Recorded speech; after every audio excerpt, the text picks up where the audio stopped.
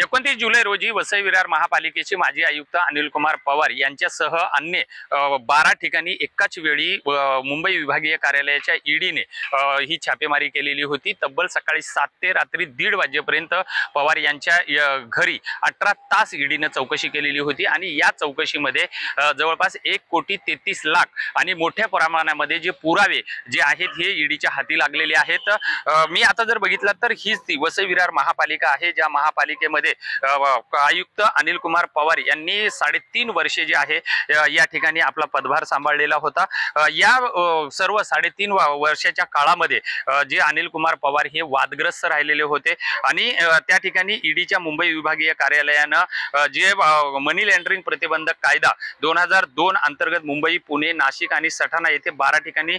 जे छापे टाकलेले होते ही जी कारवाई जी होती जयेश मेहता आणि इतर विरोधात दाखल प्रकरणामध्ये जे महापालिकेचा घोटाळा प्रकरण करण्यात आलेलं होतं त्या संदर्भामध्ये ही अनिल कुमार पवार यांच्यावरती कारवाई करण्यात आलेली होती। एकंदरीतच जर बघितलं तर 1,33,00,000 रुपये रोख रकमेसह मोठ्या प्रमाणामध्ये आरोप सिद्ध करणारी कागदपत्र, डिजिटल डिव्हाइसेस सापडले आहेत। यात माजी आयुक्त अनिल कुमार पवार यांचे नातेवाईक व बेनामी व्यक्तीच्या नावावर असलेल्या मालमत्ता, दस्तावेज, रोख व धनादेशांच्या स्लिप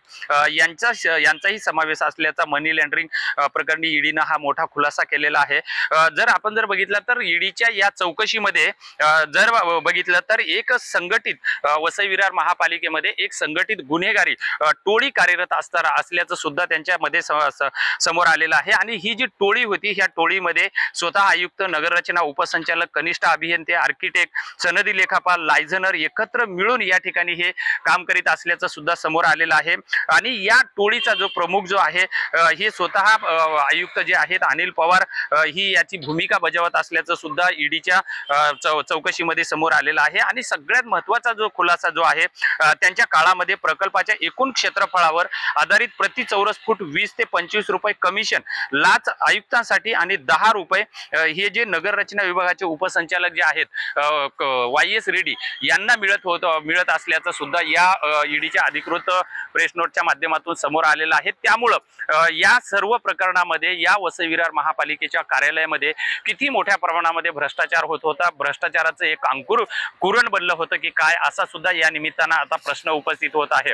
एकंदरीत जर बघितलं तर ईडीनं आता जयेश मेहता या बांधकाम व्यावसायिकाच्या कारवाईच्या नंतर अनिल कुमार पवारवर आता कारवाई झालेली आहे। आता यानंतर अनिल कुमार पवारच्या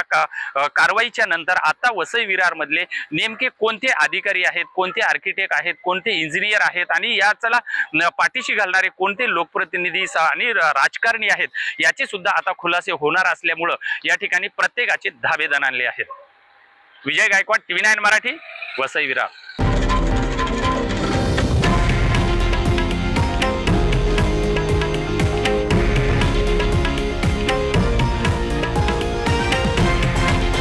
हे आहे देशातील नंबर 1 न्यूज नेटवर्क आणि आपण पाहत आहात TV9 मराठी, एकमेव।